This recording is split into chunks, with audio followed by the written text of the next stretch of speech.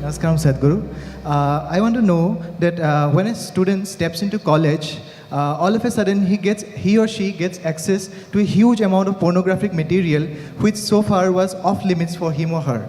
And in the process, he or she enjoys that, and as we said, he or she experiences heaven on earth. But and we even have nicknames for those people who overdo it. They masturbate. We overdo it sometimes. So how do we know how much of that is good or bad? And so can we have the truth about masturbation? Oh, looks like a popular question, eh?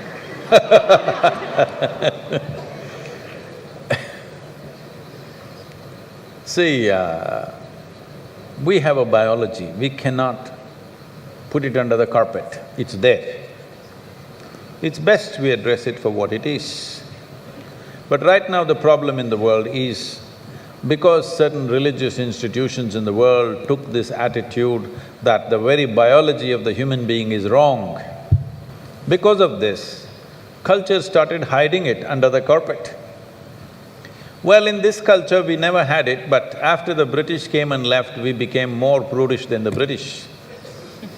But before that, if you look at our temples, all the outside temple art is all pornographic, if that's what you want to call it. But we don't call it pornographic, we are only talking about the various dimensions of human biology. Because we don't see it as wrong, but we see it as the periphery of life. If you stay there only, you will stay on the physical dimension forever, you will not explore anything else. So in the temple, always it's the periphery. You are supposed to look at that and understand it's the periphery of life and try to make an attempt to go deeper, but at the same time not to be in denial of it. Not to glorify it or not to be in denial of it is the most important thing. But in your college, watching these things on the whatever, your internet or whatever, people tell me that somebody told me, I don't know if these percentages are correct. When I was asking, what is the content? I was trying to understand the internet and its content. What is the real content on the internet? They're telling me, you should know, they're telling me 70% of the content on the internet is pornography. Is it so? Is it so? You must be the expert.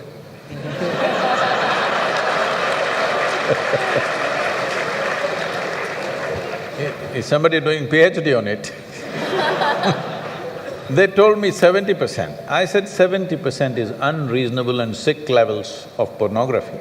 If it occupies a small percentage, it's okay. 70% of a technological platform which could do millions of things, unfortunately is pornographic. Just biology of life. It's very unfortunate because once you come as a human being, your biology is not the front end of your life. It is one part of your life.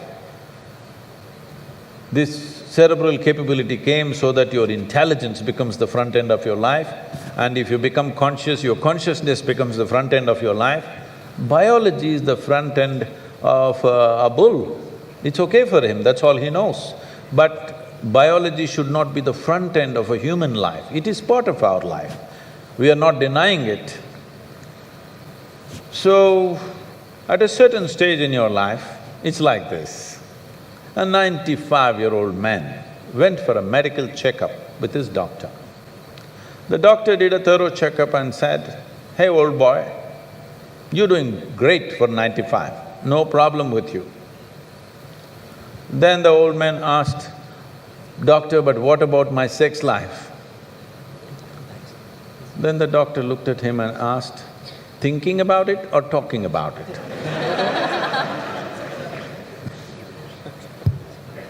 So at different stages of life, there are some times you only think about it and talk about it, there are some times you indulge in it. These are passing phases of life.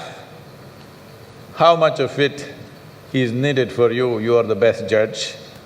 But at the same time, you came here not to explore your biology.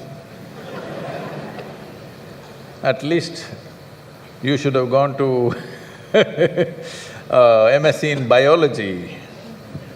You shouldn't be wasting your time in a technological institute exploring biology.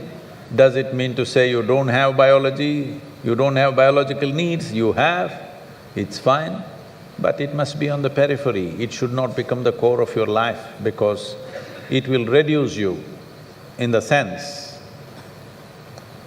A creature which was purely biological evolved into a place which has an intelligence of its own beyond its biology. See, animal intelligence works for its biology alone.